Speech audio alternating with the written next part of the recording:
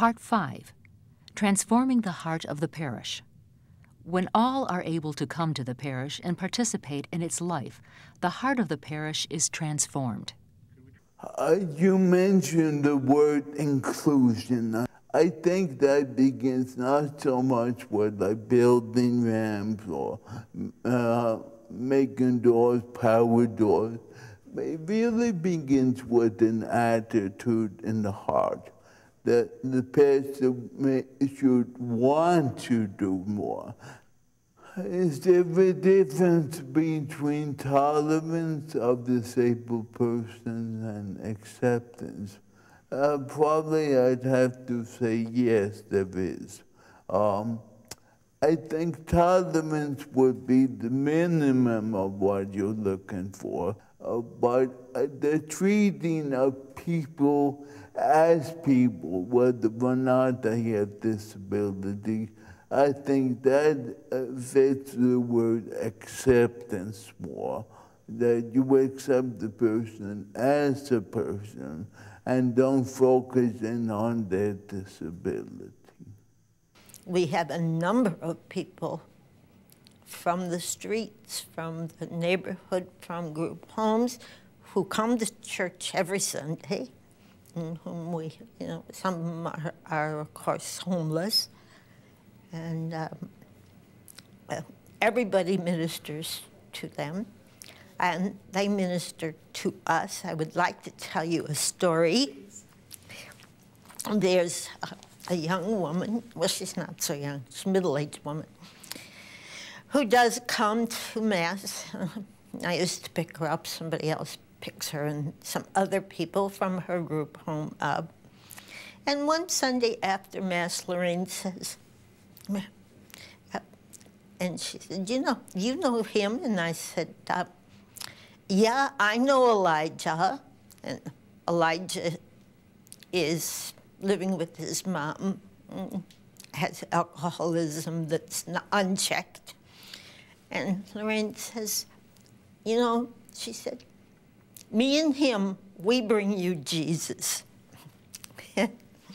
And that kind of simplicity of the people from the homes, it's something that we see and that I think a lot of us have very, very conscious of the fact that they bring us Jesus. Pastoral workers can have that kind of compassionate listening and presence to people, even if you don't know what to do for them. Just opening your doors in a parish, trying to get people to be involved in parish work, parish presence, parish prayer, programs in the parish, and not just to be inclusive in an obvious way, to put in a ramp or to do something physically, but to really make the people know that they're valued. People in the parish want them there, and not just to accommodate them, but to really welcome them and help them to be a part of the community, to receive the gifts that they have, that are a part of their own nature. Oftentimes people with mental illness don't have a lot of friends. They have doctors and professionals who look out after them, but one of the biggest issues for people with mental illness is that they don't have a circle of friends. That's actually where I think church can be such a wonderful, wonderful part of a person's life who has mental illness. This is the thing that I think people need to understand when it comes to like church. I had been trying to find a church to go to. I went to a couple other churches, and even though the people were nice, it just didn't quite feel right. People say, well, what does he mean by that? And what I mean by that is simple. When you go to a church and things feel right, when you know that people have accepted you for who you are and what you are and whatever and all that, and they're really welcoming you and all that kind of stuff. And when that happens, you know that you have made it to a church home. When we're out in public, We see all kinds of responses to us, to Renee in particular, and to us as couples. I've seen in a restaurant people get out of their seat and pick another seat with their back to us because they're turned off and put off by the way Renee eats.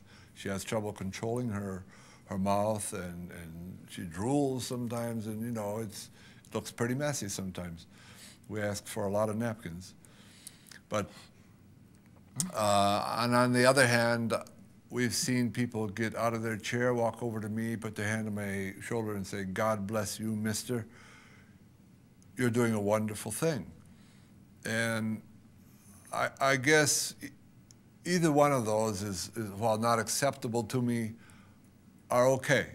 They're human beings. They're doing what human beings do. I wish neither of them had that response.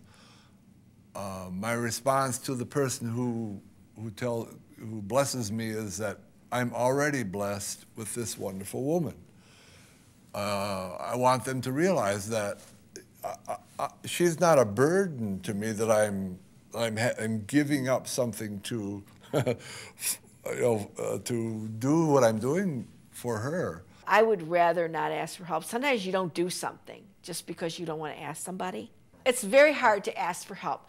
All of us in this world are taught, we are taught to be independent instead of interdependent. And when somebody needs assistance, sometimes we judge them when we shouldn't, because you never know when you're going to get to a point in your life where you're going to need help, and a lot of times we forget that. One of the things I think that sort of like bugs me sort of about some of the people in the religious community, and I'm not saying everybody, but it's like sometimes people talk to us like they're talking to a 5-year-old or something like that. And, you want to treat people in the same way that you were treated and whatever. Somebody, don't talk to them like you're talking to a kid or whatever, all that kind of stuff. But talk to them like you're talking, to somebody that you respect, you admire, and whatever, and all that.